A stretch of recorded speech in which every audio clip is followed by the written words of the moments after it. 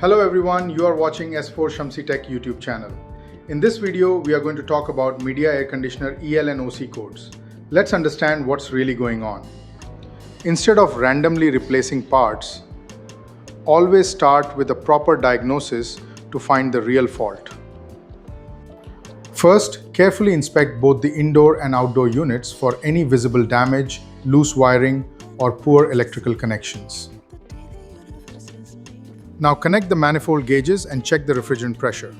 You may notice that the pressure is lower than the normal range. Low refrigerant pressure usually means there is a refrigerant leak somewhere in the system.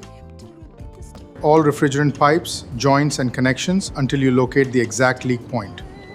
Once the leak is found, repair it properly before adding any refrigerant back into the system. After completing the repair, use a vacuum pump to evacuate the system.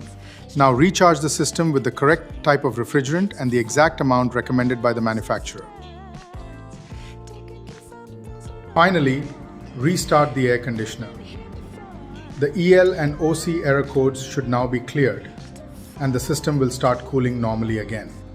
If you found this helpful, make sure to like the video and subscribe to S4 Shamsi Tech for more HVAC troubleshooting tips.